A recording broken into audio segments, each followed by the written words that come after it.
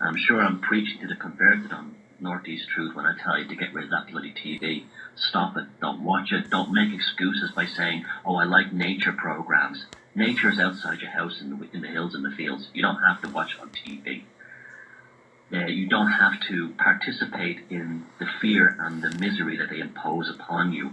You don't have to watch the 6 o'clock or 9 o'clock news when they come on and you have all these absurd journalists saying things like, well, taxpayers are going to have to put another billion into this and that bank, as if it's some natural law of the universe. So you deliberately get angry, you deliberately get frustrated, and you deliberately become agitated and filled with anxieties that takes your mind off what you should be really doing in your life, and it's expanding your own consciousness through creativity and intuition. So you get rid of the TV, you never buy another newspaper ever again.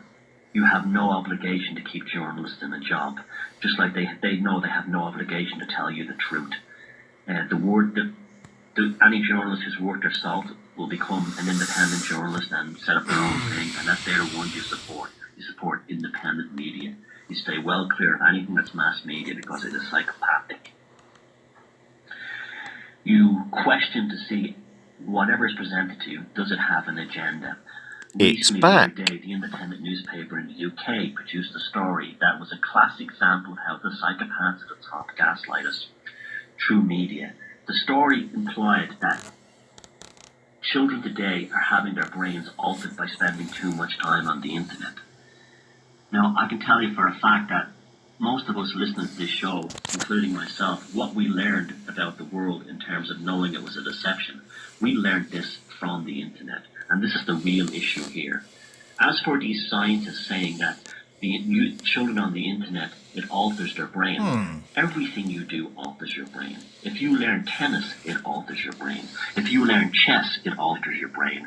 If you learn how to rob a bank, play a musical instrument, or learn to drive a new route to work every morning, you have to alter your brain in order to achieve that. Neuroplasticity is a system that allows your brain, a biological system, through creating new neural pathways in order for you to learn new skills in order for you to survive and stay alive. And that's all that was happening to these children they studied. But scientists, on an agenda, scientists paid by their psychopathic masters, spin the story to make it sound as if these children are somehow being brain damaged by being on the internet. And this thing spreads like wildfire. And then the journalists repeat it verbatim, because we live in an age where the word of a scientist is seen as more powerful than a bishop was in the Middle Ages. Into Wednesday morning, 4.6 degrees. In the same way the bishops back in the early Wednesday, 3 o'clock in the morning. And we're told never to question 3.2 degrees. The scientists are the most honest people in the world. Funny, I thought you said minus degrees on this one, didn't it? It's full of lies, it's full of distortion, and it's full of human beings. We have to remember that. At the end of the day, a scientist is a human being and subject to all the folly and the insecurities and drives that a normal human being is subject to. And that includes lying and falsifying data, extrapolating truths from half-truths, and then presenting them in a press release that these moronic journalists in the newspaper then pass off as a warning that your children are being destroyed by the internet.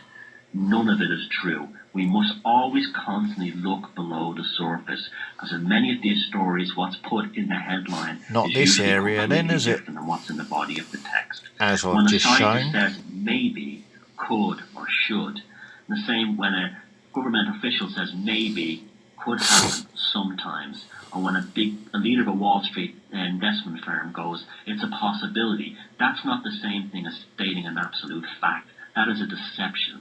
And we have to learn to distinguish between what we're told, what we hear, and what is the underlying reality behind it. Because the psychopathic control grid has the entire world living in not a as state the newspapers are saying then, is it? And to many extents,